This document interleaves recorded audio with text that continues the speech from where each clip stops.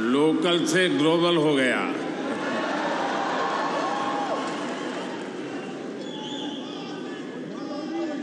और ये सब आपने किया है।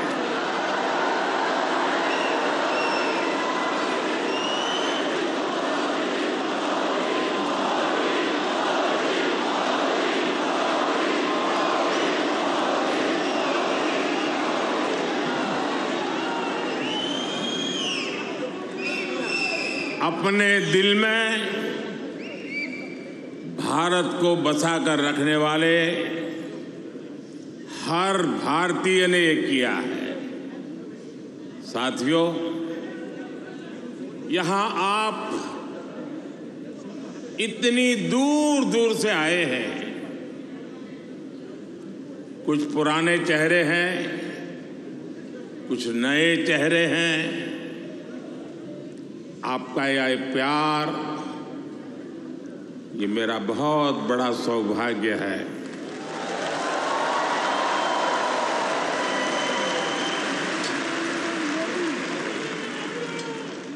मुझे वो दिन याद आते हैं जब मैं पीएम भी नहीं था, सीएम भी नहीं था, नेता भी नहीं था।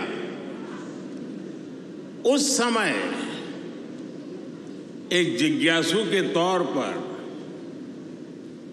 यहां आप सबके बीच आया करता था। इस धरती को देखना, इसे समझना, मन में कितने ही सवाल लेकर के आता था।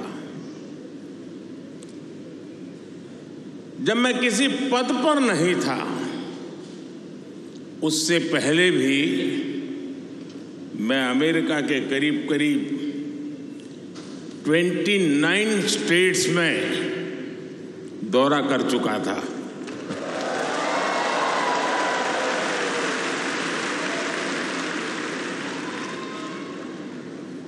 उसके बाद जब मैं सीएम बना तो टेक्नोलॉजी के माध्यम से आपके साथ जुड़ने का सिलसिला जारी रहा।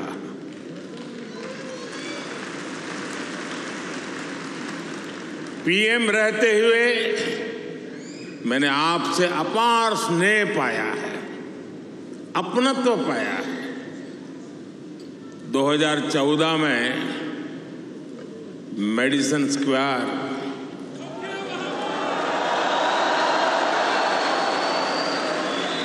2015 में सैन होसे, 2019 में ह्यूस्टन, 2023 में वाशिंगटन और अब 2024 में न्यूयॉर्क।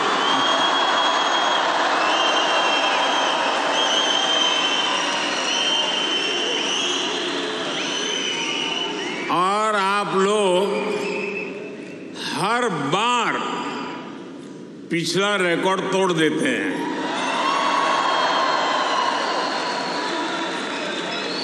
साथियों, मैं हमेशा से आपके सामर्थ्य को,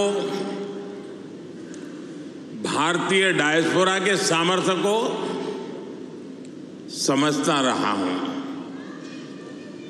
जब मेरे पास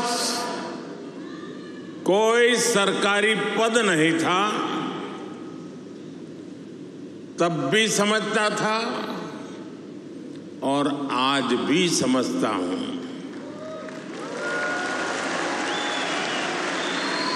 आप सब मेरे लिए हमेशा से भारत के सबसे मजबूत ब्रांड एम्बेसडर रहे हैं।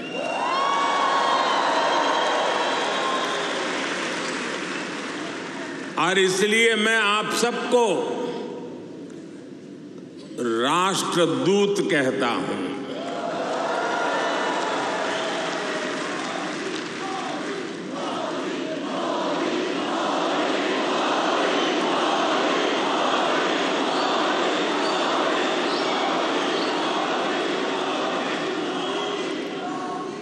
आपने अमेरिका को भारत से और भारत को अमेरिका से कनेक्ट किया है। आपका स्किल, आपका टैलेंट, आपका कमिटमेंट, इसका कोई मुकाबला नहीं है।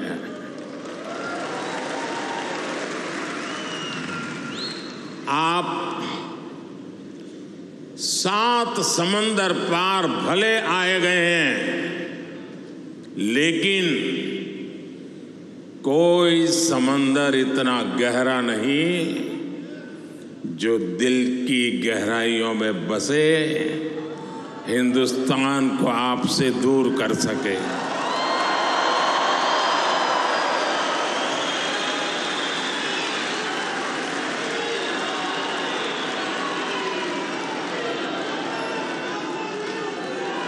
मां भारती ने जो हमें सिखाया है वो हम कभी भी भूल नहीं सकते।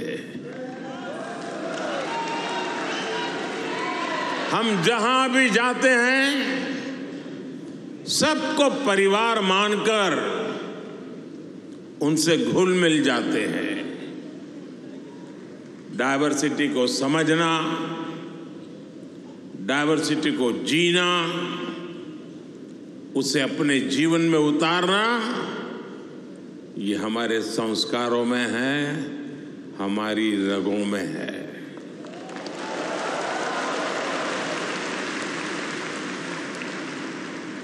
हम उस देश के वासी हैं जहां सैकड़ों भाषाएं हैं, सैकड़ों बोलियां हैं, दुनिया के सारे मत है, पंथ है, फिर भी हम एक बनकर, नेक बनकर आगे बढ़ रहे हैं।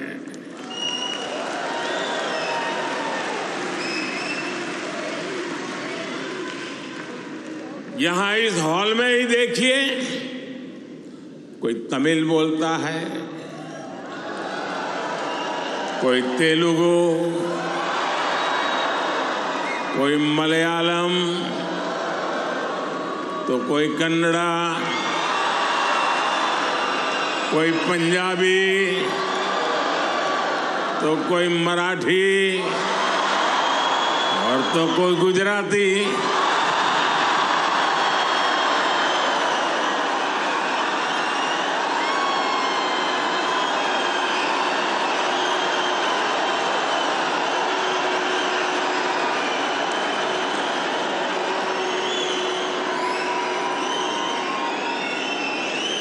भाषा अनेक है, लेकिन भाव एक है, और वो भाव है भारत माता की। वो भाव है भारतीयता। दुनिया के साथ जुड़ने के लिए ये हमारी सबसे बड़ी स्ट्रेंथ है, सबसे बड़ी ताकत है। यही वैल्यूज हमें सहज रूप से ही विश्व बंधु बनाती है।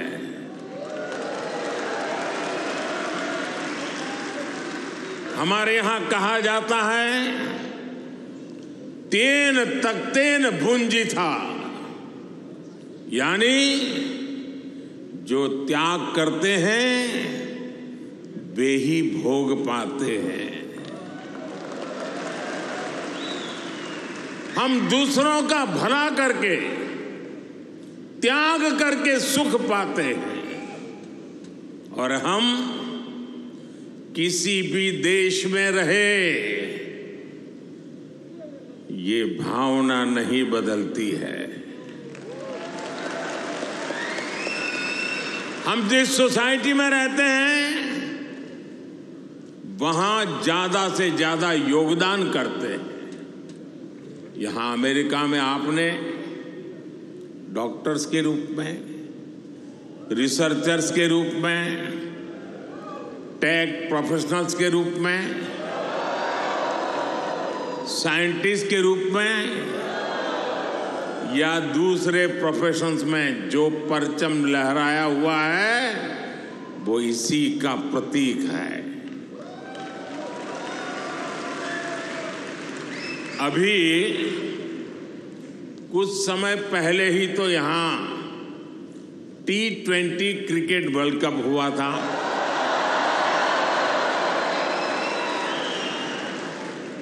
और यूएसए की टीम क्या गजब खेली। और उस टीम में यहां रह रहे भारतीयों का जो योगदान था वो भी दुनिया ने देखा है।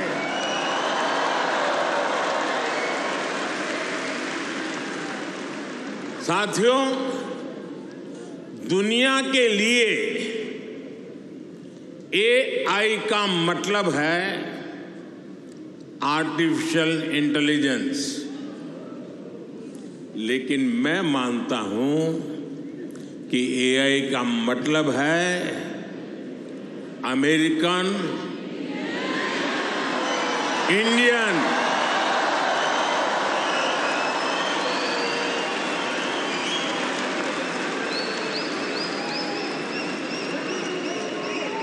अमेरिका इंडिया, ये स्पिरिट है। और वही तो नई दुनिया का AI पावर है।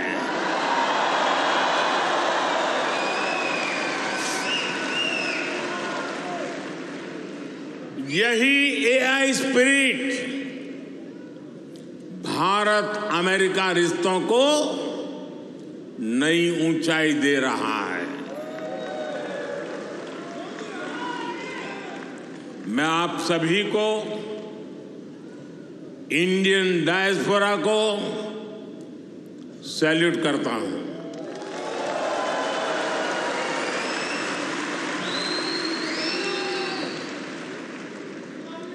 I salute you all.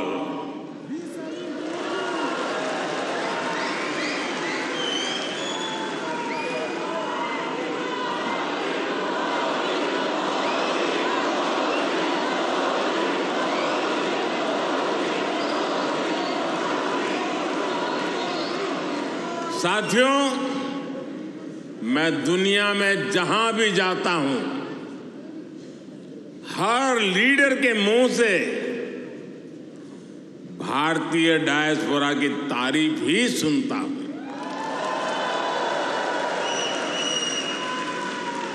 कल ही प्रेसिडेंट बाइडेन मुझे डेलावेयर में अपने घर ले गए थे।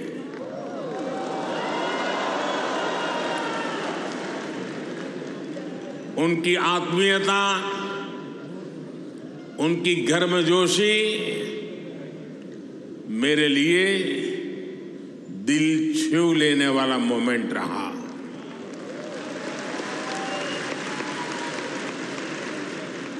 ये सम्मान 140 करोड़ भारतीयों का है।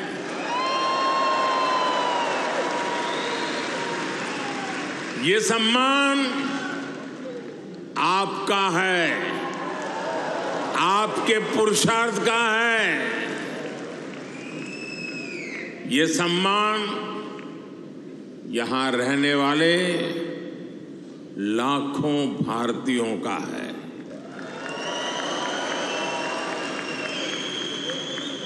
मैं प्रेसिडेंट बाइडेन का आभार करूंगा और साथ ही आपका भी आभार व्यक्त करूंगा।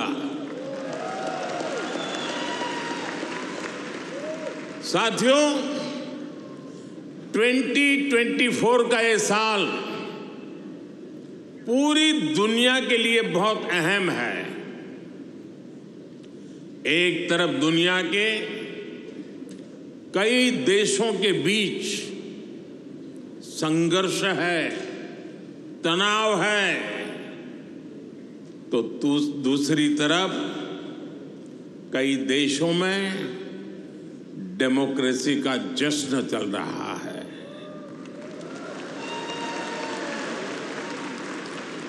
भारत और अमेरिका डेमोक्रेसी के जश्न में भी एक साथ है। जहां अमेरिका में चुनाव होने वाले हैं और भारत में चुनाव हो चुके हैं,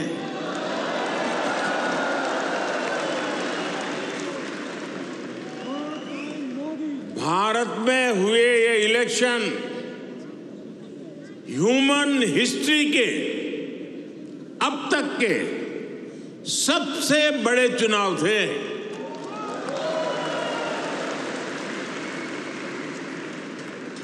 आप कल्पना कर सकते हैं, अमेरिका की कुल आबादी से भी करीब 2 गुने वोटर्स, इतना ही नहीं, पूरे यूरोप की कुल आबादी से ज्यादा वोटर्स, इतने सारे लोगों ने भारत में अपना वोट डाले।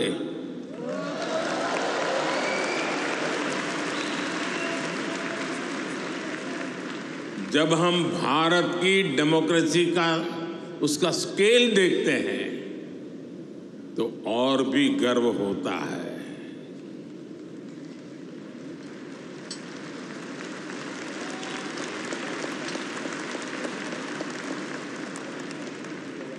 तीन महीने का पोलिंग प्रोसेस, 15 मिलियन यानी 1.5 करोड़ लोगों का पोलिंग स्टाफ, 1 मिलियन यानी 10 लाख से ज्यादा पोलिंग स्टेशन, 2,500 से ज्यादा पॉलिटिकल पार्टीज,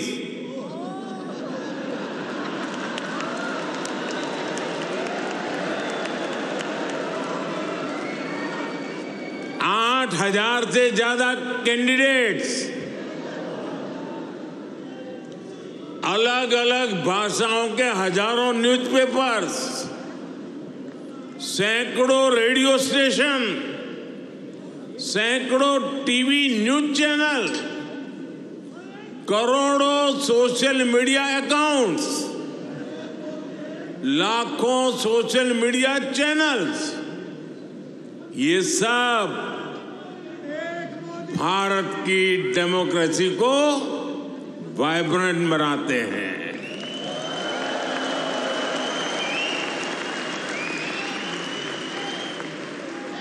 ये फ्रीडम ऑफ एक्सप्रेशन के विस्तार का दौर है। इस लेवल की स्क्रूटनी से होकर हमारे देश की चुनावी प्रक्रिया गुजरती है। और साथियों, इस लंबी चुनावी प्रक्रिया से गुजरकर इस बार भारत में कुछ अभूतपूर्व हुआ है। क्या हुआ है? क्या हुआ है? क्या हुआ है? क्या हुआ है? अब की बार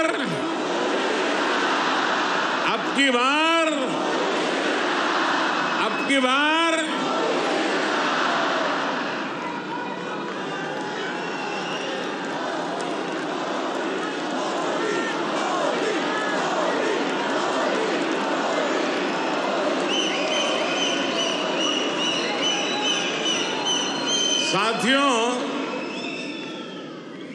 तीसरी बार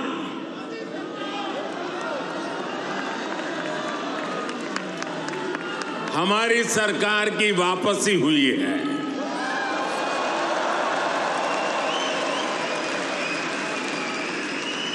और ऐसा पिछले 60 सालों में भारत में नहीं हुआ था।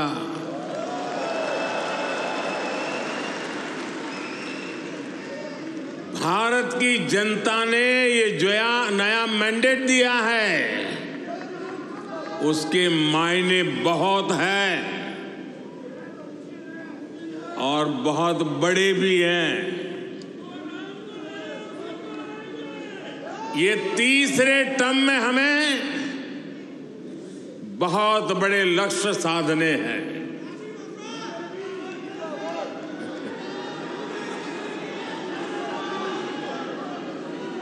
हमें 3 गुना ताकत और 3 गुना गति के साथ आगे बढ़ना है।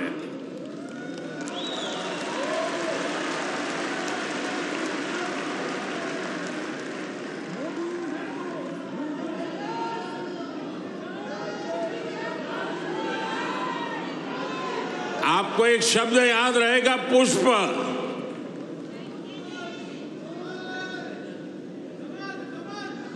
हाँ, कमल मान लीजिए, मुझे इतराज नहीं है।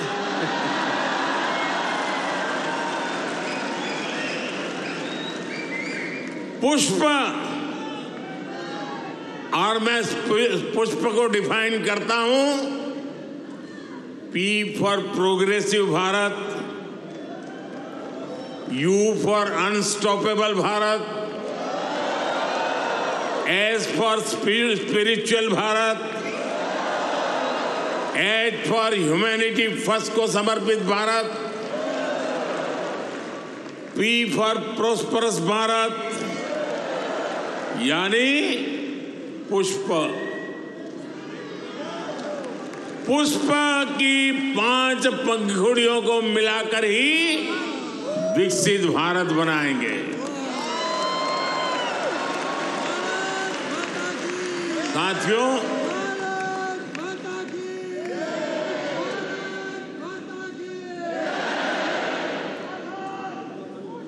साथियों, मैं भारत का पहला प्रधानमंत्री हूं जिसका जन्म आजादी के बाद हुआ।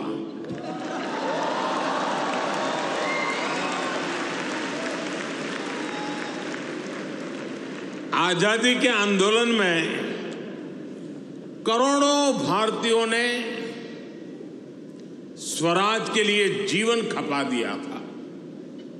उन्होंने अपना हित नहीं देखा,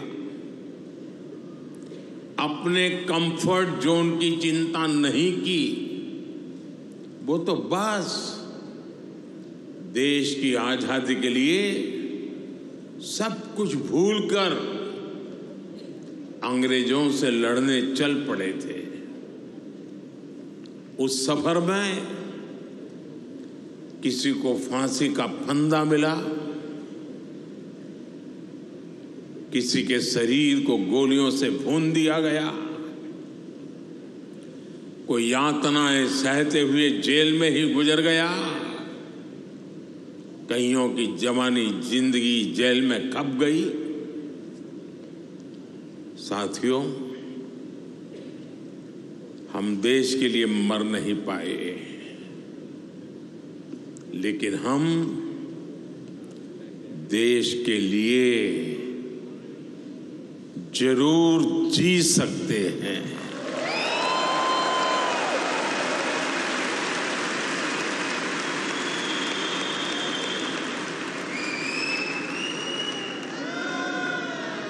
मरना हमारे नसीब नहीं था, जीना हमारे नसीब है।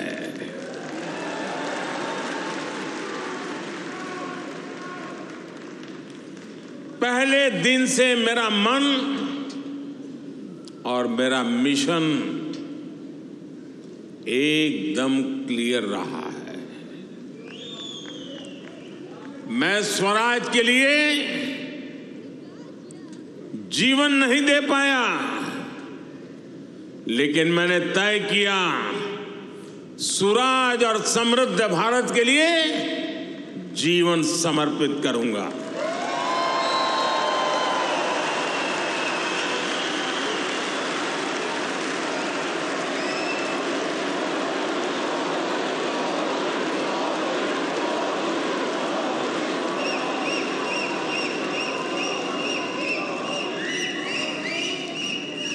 मेरे जीवन का एक बहुत बड़ा हिस्सा ऐसा रहा जिसमें मैं सालों साल तक पूरे देश में घूमता रहा, भटकता रहा। जहां खाना मिला वहां खा लिया, जहां सोने को मिला वहां सो लिया। समंदर के किनारे से लेकर पहाड़ों तक, रेगिस्तान से लेकर बर्फीली चोटियों तक मैं हर क्षेत्र के लोगों से मिला, उनको जाना, समझा। मैंने अपने देश के जीवन, अपने देश की संस्कृति, अपने देश की चुनौतियों का फर्स्ट हैंड एक्सपीरियंस लिया।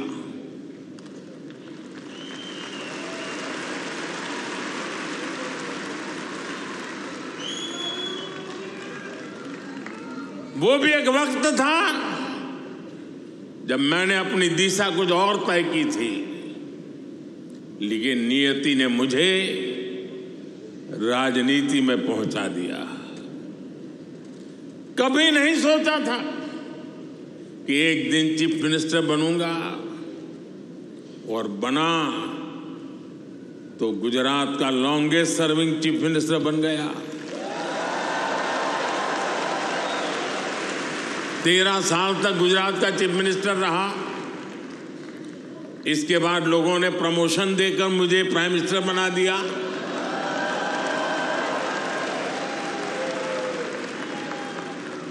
लेकिन दशकों तक देश के कोने में जाकर मैंने जो सीखा है, उसी ने चाहे राज्य हो या केंद्र, मेरे सेवा के मॉडल को, मेरे गवर्नेंस के मॉडल को इतना सफल बनाया है। पिछले 10 साल में इस गवर्नेंस मॉडल की सफलता आपने देखी है, पूरी दुनिया ने देखी है, और अब देश के लोगों ने बहुत बड़े भरोसे के साथ मुझे ये तीसरा टर्म सौंपा है।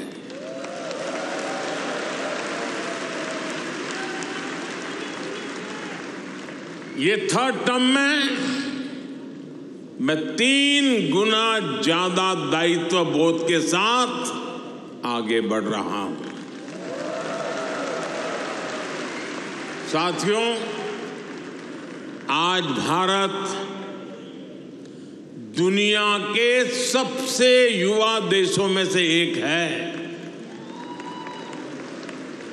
भारत एनर्जी से भरा हुआ है, सपनों से भरा हुआ है। रोज नए कीर्तिमान, हर रोज नई खबर। आज ही एक और बहुत अच्छी खबर मिली है। चेस ओलंपियाड में मेंस और वुमेन्स दोनों में भारत को गोल्ड मिला है।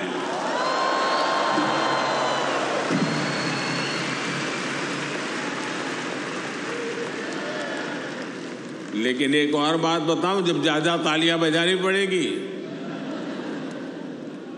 ये लगभग 100 साल के इतिहास में पहली बार हुआ है।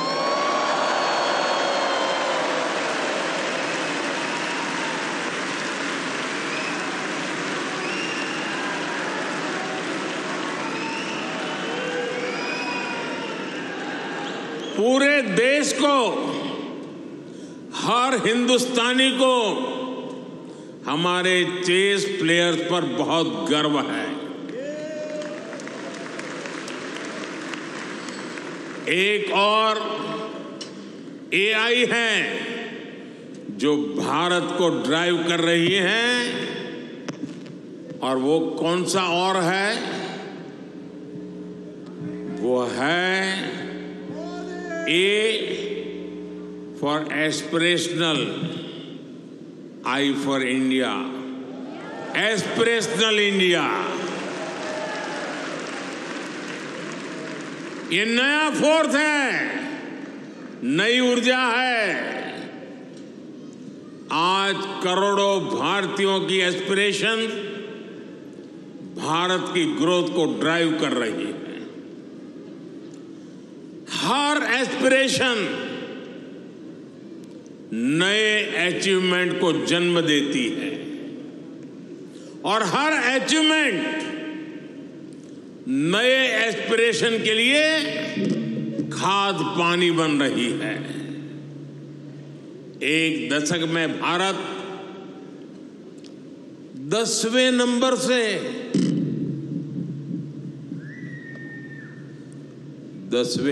से 5वें नंबर की इकोनॉमी बन गया।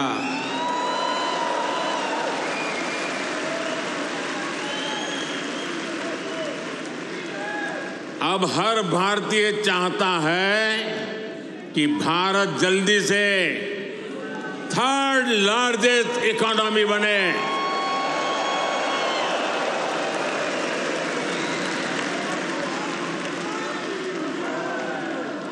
आज देश के एक बहुत बड़े वर्ग की बेसिक नीड्स पूरी हो रही है। पिछले 10 साल में करोड़ों लोगों को क्लीन कुकिंग गैस की सुविधा मिली है। उनके घर तक पाइप से साफ पानी पहुंचने लगा है। उनके घर में बिजली कनेक्शन पहुंचा है।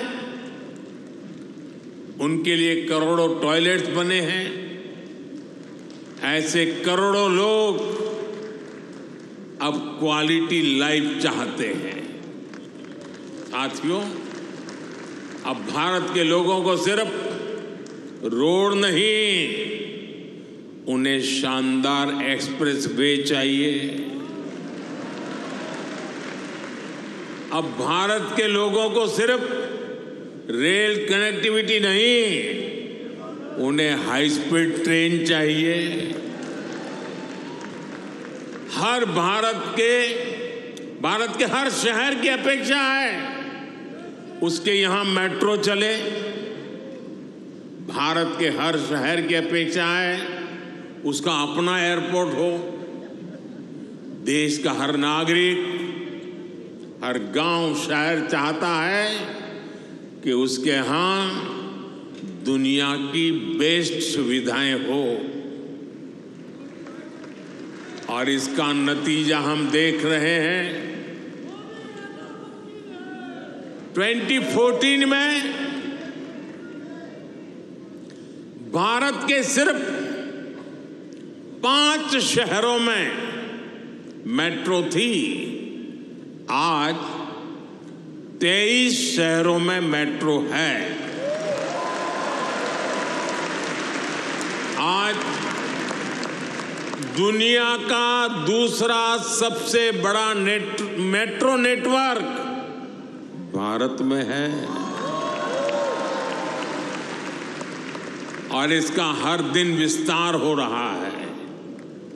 साथियों, 2014 में भारत के सिर्फ 70 शहरों में 70 शहरों में एयरपोर्ट्स थे। आज 140 से ज्यादा शहरों में एयरपोर्ट्स हैं।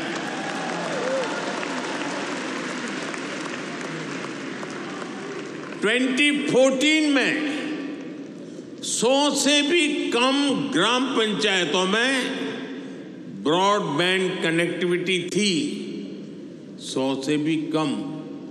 आज 2 लाख से भी ज्यादा पंचायतों में ब्रॉडबैंड कनेक्टिविटी है। 2014 में भारत में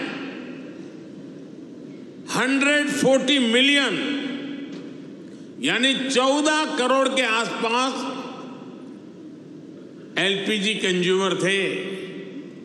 आज भारत में 310 मिलियन यानी 31 करोड़ से ज्यादा एलपीजी कंज्यूमर है।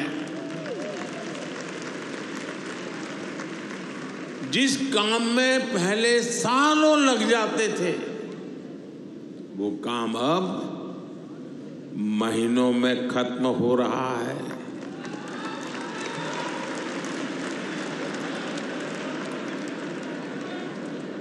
आज भारत के लोगों में एक आत्मविश्वास है, एक संकल्प है, मंजिल तक पहुंचने का इरादा है। भारत में डेवलपमेंट एक पीपल्स मूवमेंट बन रहा है और हर भारतीय विकास के इस मूवमेंट में बराबर का पार्टनर बन गया है। उसे भरोसा है भारत की सफलता पर, भारत की उपलब्धियों पर। साथियों, भारत आज लैंड ऑफ अपॉर्चुनिटीज है, अवसरों की धरती है।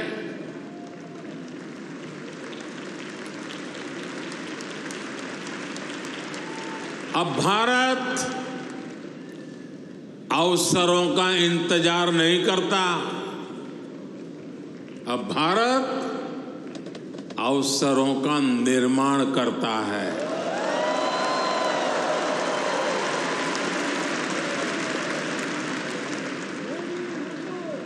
बीते 10 साल में भारत ने हर सेक्टर में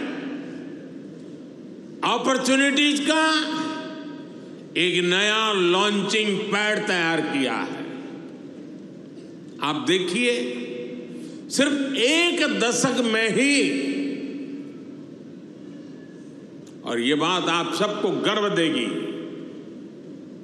सिर्फ एक दशक में ही 25 करोड़ लोग, एक दशक में ही 25 करोड़ लोग गरीबी से बाहर निकले हैं।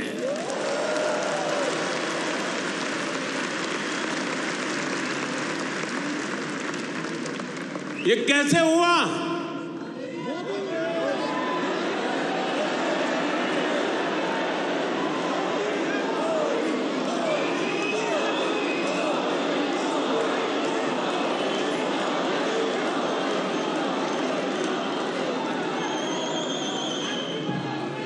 ये इसलिए हुआ, हमने पुरानी सोच बदली, अप्रोच बदली। हमने गरीब को एम्पावर करने पर फोकस किया। 50 करोड़ यानी 500 मिलियन से ज्यादा लोगों को बैंकिंग सिस्टम से जोड़ा। 55 करोड़ यानी 550 मिलियन से ज्यादा लोगों को 5 लाख रुपए तक का फ्री मेडिकल ट्रीटमेंट देना। 4 करोड़ यानी 40 मिलियन से ज्यादा फैमिलीज को पक्के घर देना। कोलेटरल फ्री लोन्स का सिस्टम बनाकर करोड़ों लोगों को ईज ऑफ क्रेडिट से जोड़ना। ऐसे अनेकों काम हुए, तब इतने लोगों ने खुद ने गरीबी को हराया।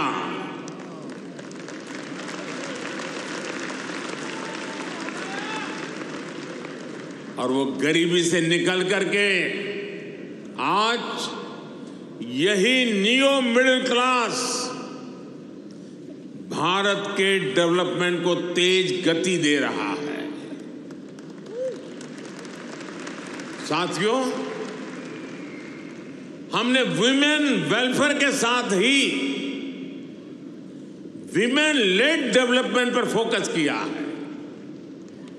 सरकार ने जो करोड़ों घर बनवाए, उनकी रजिस्ट्री महिलाओं के नाम हुई है।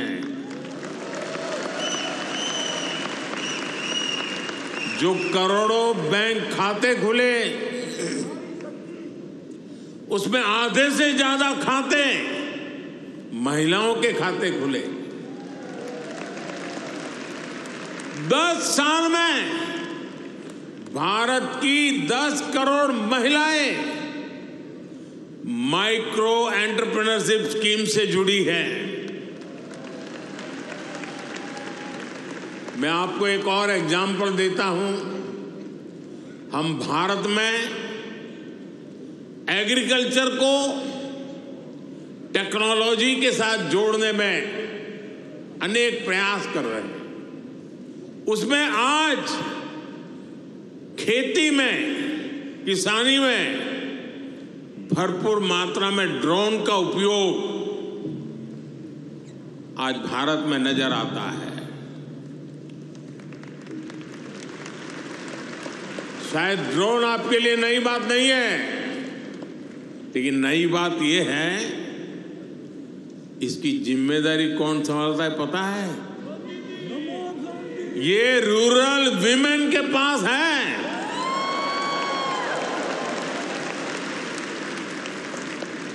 हम हजारों महिलाओं को ड्रोन पायलट्स बना रहे हैं।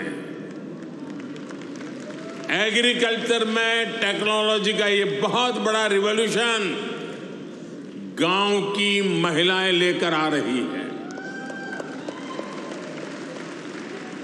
साथियों, जो एरियाज पहले निग्लेक्टेड थे, वो आज देश की प्रायोरिटी है।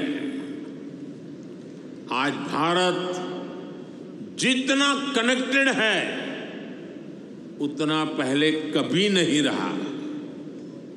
आप हैरान होंगे, आज भारत का 5G मार्केट, बताऊं? बुरा नहीं लगेगा ना? आज भारत का 5G मार्केट अमेरिका से भी बड़ा हो चुका है।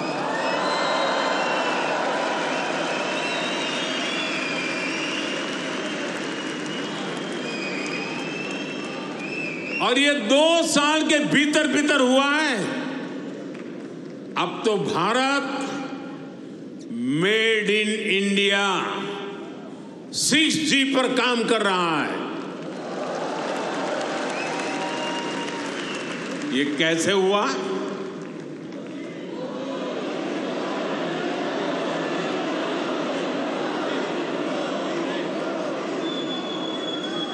ये इसलिए हुआ क्योंकि हमने इस सेक्टर को आगे बढ़ाने के लिए पॉलिसीज बनाई। हमने मेड इन इंडिया टेक्नोलॉजी पर काम किया। हमने सस्ते डेटा पर मोबाइल फोन मैन्युफैक्चरिंग पर फोकस किया। आज दुनिया का करीब करीब हर बड़ा mobile brand made in India है। आज भारत दुनिया का दूसरा सबसे बड़ा मोबाइल मैन्युफैक्चरर है। एक जमाना था मेरे आने से पहले, जब हम मोबाइल इंपोर्टर थे, आज हम मोबाइल एक्सपोर्टर बन गए हैं।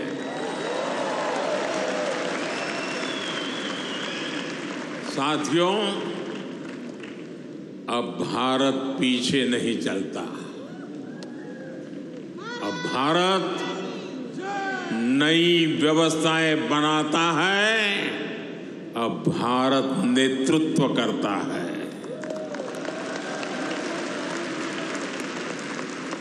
भारत ने डिजिटल पब्लिक इंफ्रास्ट्रक्चर डीपीआई का नया कंसेप्ट दुनिया को दिया है। डीपीआई ने इक्वेलिटी को प्रमोट किया है। ये करप्शन को कम करने का भी बहुत बड़ा माध्यम बन गया है। भारत का यूपीआई आज पूरी दुनिया को आकर्षित कर रहा है।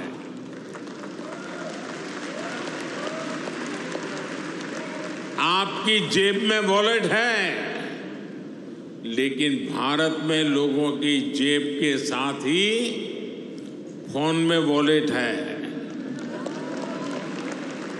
ई वॉलेट है। अनेक भारतीय अब अपने डॉक्यूमेंट्स फिजिकल फोल्डर्स में नहीं रखते, उनके पास डिजी लॉकर है। वो एयरपोर्ट पे जाते हैं तो डिजी यात्रा से सीमलेस ट्रैवल करते हैं। ये digital public infrastructure jobs, innovation और इससे जुड़ी हर टेक्नोलॉजी का लॉन्चिंग पैड बन गया है। साथियों, भारत अब रुकने वाला नहीं है। भारत अब थमने वाला नहीं है। भारत चाहता है दुनिया में ज्यादा से ज्यादा device made in India chip पर चले। हमने सेमीकंडक्टर सेक्टर को भी भारत की तेज ग्रोथ का आधार बनाया है। पिछले साल जून में भारत ने सेमीकंडक्टर सेक्टर के लिए इंसेंटिव घोषित किए थे। इसके कुछ ही महीनों बाद माइक्रोन की पहली सेमीकंडक्टर यूनिट का शिलान्यास भी हो गया।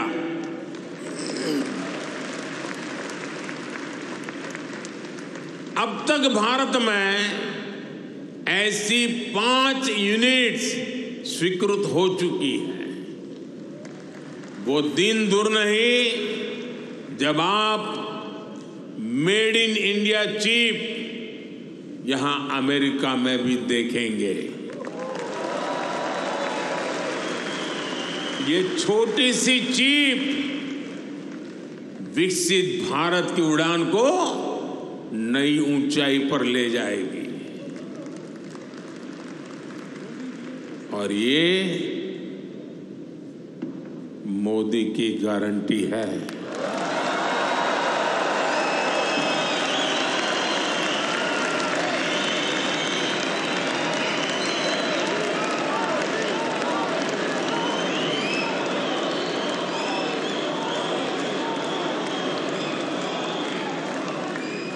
साथियों, आज भारत में रिफॉर्म्स के लिए जो कन्विक्शन, जो कमिटमेंट है, वो अभूतपूर्व है। हमारा ग्रीन एनर्जी ट्रांजिशन प्रोग्राम इसका बहुत बड़ा उदाहरण है। दुनिया की 17% पॉपुलेशन होने के बावजूद ग्लोबल कार्बन एमिशन में भारत की हिस्सेदारी सिर्फ 4% है। दुनिया को बर्बाद करने में हमारा कोई रोल नहीं है।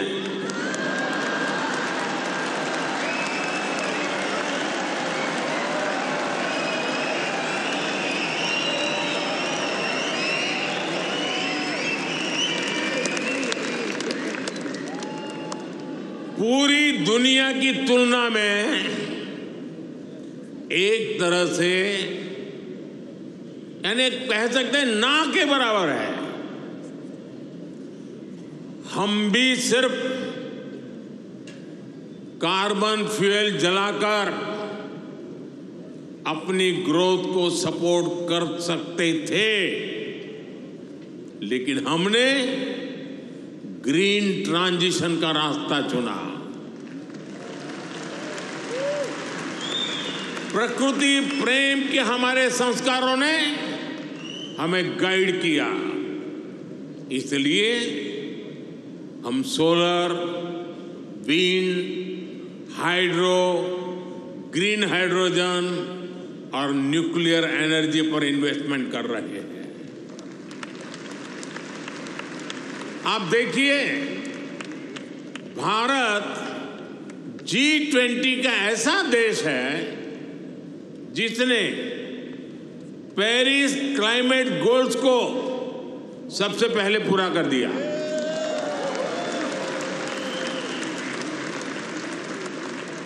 दो 2014 के बाद से भारत ने अपनी सोलर एनर्जी इंस्टॉल कैपेसिटी को 30 गुना से ज्यादा बढ़ाया है। हम देश के हर घर को सोलर पावर होम बनाने में जुटे हैं। इसके लिए रूफटॉप सोलर का बहुत बड़ा मिशन हमने शुरू किया है। आज हमारे रेलवे स्टेशन और एयरपोर्ट सोलराइज हो रहे हैं। भारत घरों से लेकर सड़कों तक एनर्जी एफिशिएंट लाइटिंग के रास्ते पर चल पड़ा है। इन सारे प्रयासों से भारत में बहुत बड़ी संख्या में ग्रीन जॉब पैदा हो रहे हैं। साथियों, 21वीं सदी का भारत एजुकेशन, स्किल, रिसर्च और इनोवेशन के दम पर आगे बढ़ रहा है।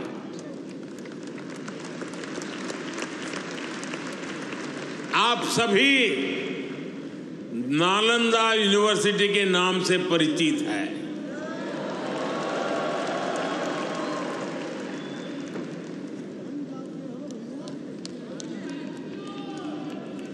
कुछ समय पहले ही भारत की प्राचीन नालंदा यूनिवर्सिटी नए अवतार में सामने आई है।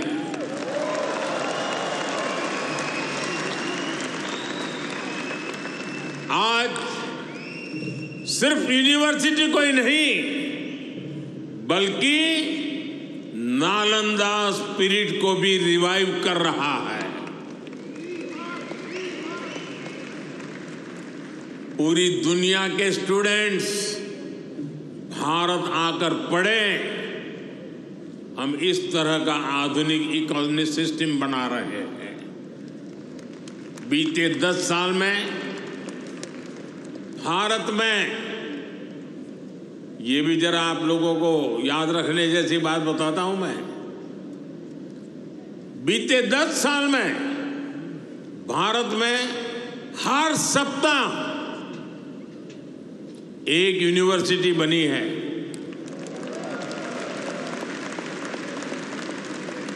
हर दिन 2 नए कॉलेज बने हैं। हर दिन एक नई ITI की स्थापना हुई है। 10 साल में ट्रिपल IIT की संख्या 9 से बढ़कर 25 हो चुकी है। IIMs की संख्या 13 से बढ़कर 21 हो चुकी है। एम्स की संख्या 3 गुना बढ़कर 22 हो चुकी है। 10 साल में मेडिकल कॉलेजों की संख्या भी लगभग 2 गुनी हो चुकी है। टॉप ग्लोबल यूनिवर्सिटीज भी आज भारत आ रहा है, भारत का नाम है। अभी तक दुनिया ने भारत के डिजाइनर्स का दम देखा, अब दुनिया डिजाइन इन इंडिया का जलवा देखेगी। साथियों, आज हमारी साझेदारी पूरी दुनिया के साथ बढ़ रही है। पहले भारत सबसे समान दूरी की नीति पर चलता था, इक्वल डिस्टेंस। अब भारत सबसे समान नजदीकी की नीति पर चल रहा है।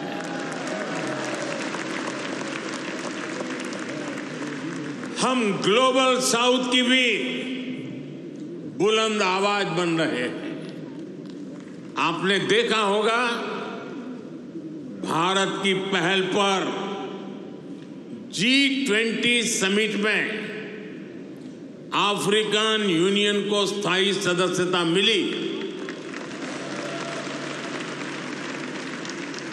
आज जब भारत ग्लोबल प्लेटफॉर्म पर कुछ कहता है तो दुनिया सुनती है।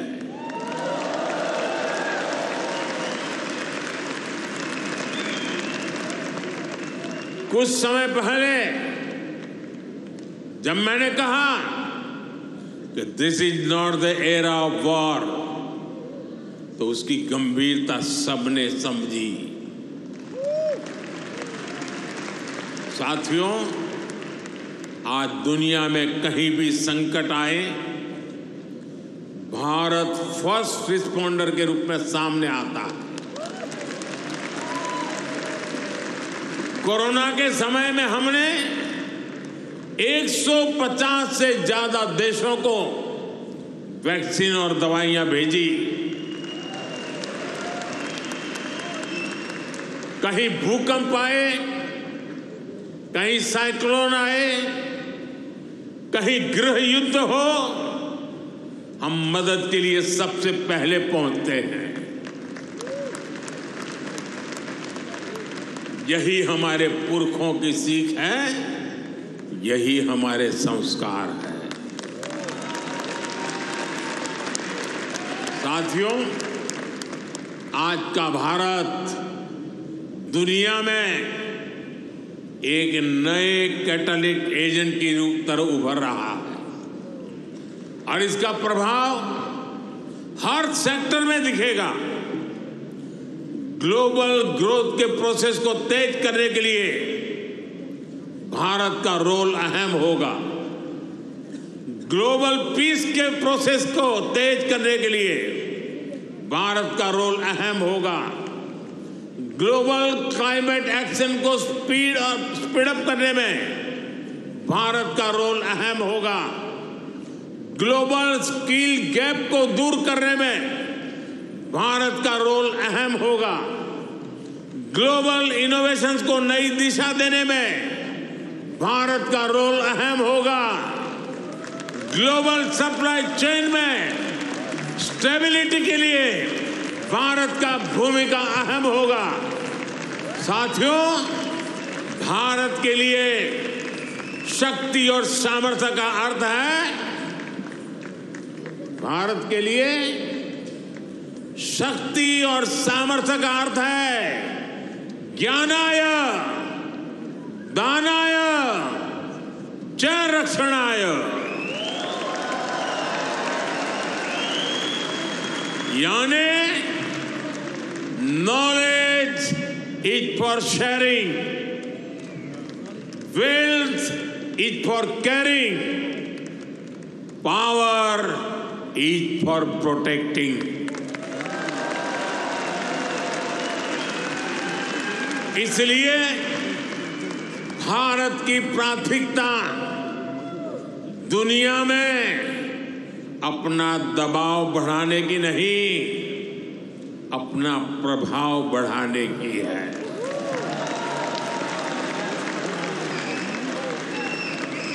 हम आग की तरह जलाने वाले नहीं, हम सूरज के किरण की तरह रोशनी देने वाले लोग हैं।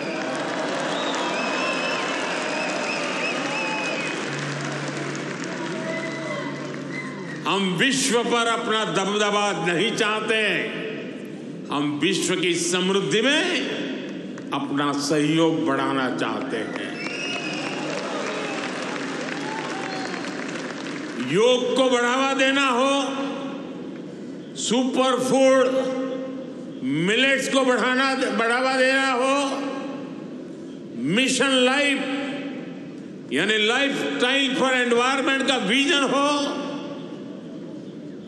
भारत जीडीपी सेंट्रिक ग्रोथ के साथ ही ह्यूमन सेंट्रिक ग्रोथ को भी प्राथमिकता दे रहा है।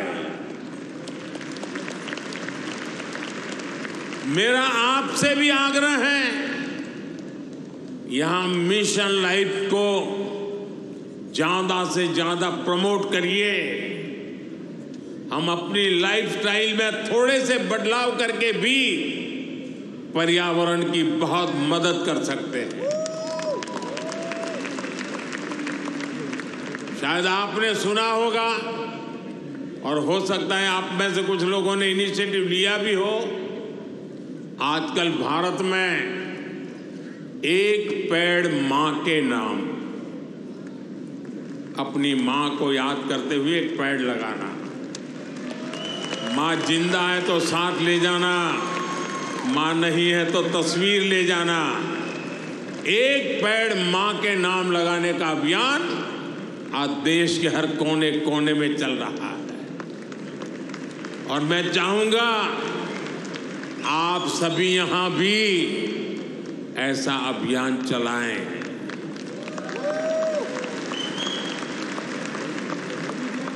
यह हमारी जन्मदाता मां और धरती मां दोनों का यश बढ़ाएगा।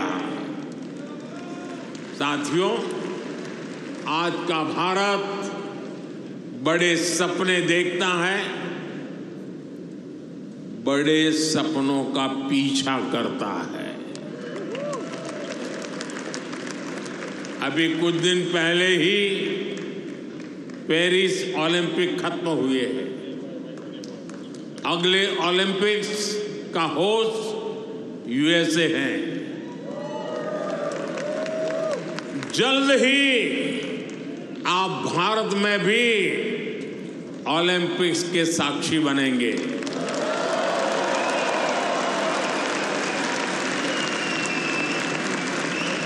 हम 2036 के ओलंपिक्स की मेजबानी के लिए हर संभव प्रयास कर रहे हैं।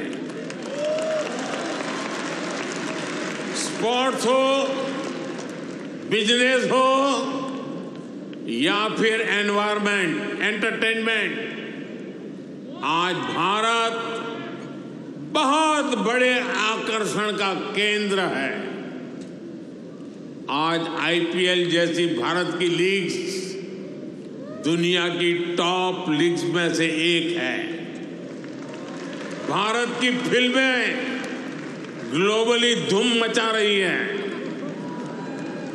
भारत आज ग्लोबल टूरिज्म में भी परचम लहरा रहा है। दुनिया के अलग अलग देशों में भारत के त्योहार मनाने की होड़ है। मैं देख रहा हूं इन दिनों हर शहर में लोग नवरात्रि का गरबा सीख रहे हैं।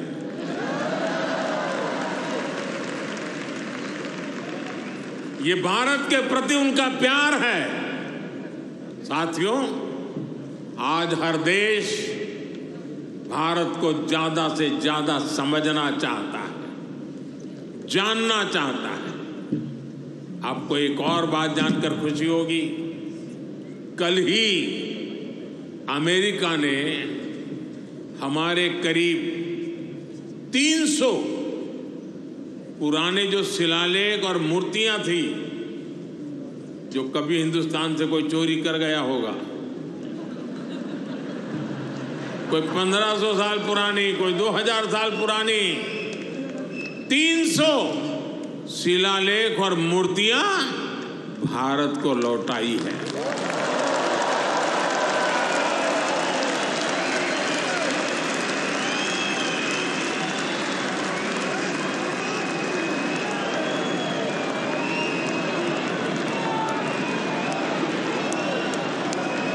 अभी तक अमेरिका ऐसी लगभग 500 धरोहरें भारत को लौटा चुका है। ये कोई छोटी सी चीज लौटाने का विषय नहीं है। ये हमारी हजारों वर्षों की विरासत का सम्मान है। ये भारत का सम्मान है और ये आपका भी सम्मान है। मैं अमेरिका की सरकार का इसके लिए बहुत आभारी हूं। साथियों, भारत और अमेरिका की पार्टनरशिप लगातार मजबूत हो रही है। हमारी पार्टनरशिप ग्लोबल गुड के लिए है। हम हर क्षेत्र में सहयोग बढ़ा रहे हैं और इसमें आपकी सहूलियत का भी ध्यान है। मैंने पिछले साल ये घोषणा की थी कि सिएटल में हमारी सरकार का नया कॉन्सुलेट खोलेगी। अब ये कॉन्सुलेट शुरू हो चुका है। मैंने 2 और कॉन्सुलेट खोलने के लिए आपके सुझाव मांगे थे। मुझे आपको ये बताते हुए खुशी है कि आपके सुझावों के बाद भारत ने बोस्टन और लॉस एंजलिस में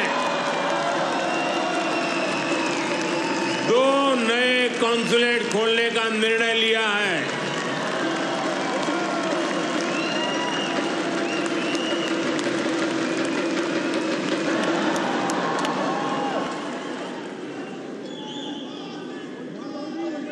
और ये सब आपने किया है।